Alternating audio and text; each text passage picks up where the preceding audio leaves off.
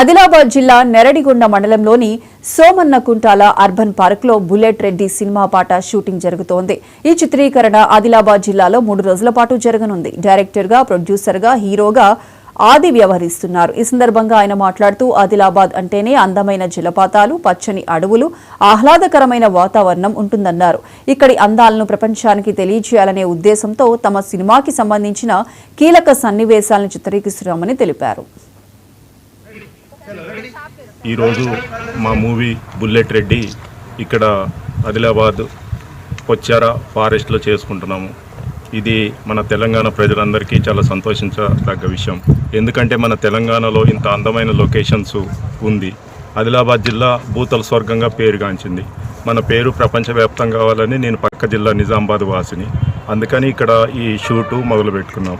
దీనికి డిఎఫ్ఓ గారు, ఇక్కడ స్థానిక ఎఫ్ఆర్ఓ ప్రణవ్ గారు ఎంతో సహాయ సహకారాలు అందజేశారు.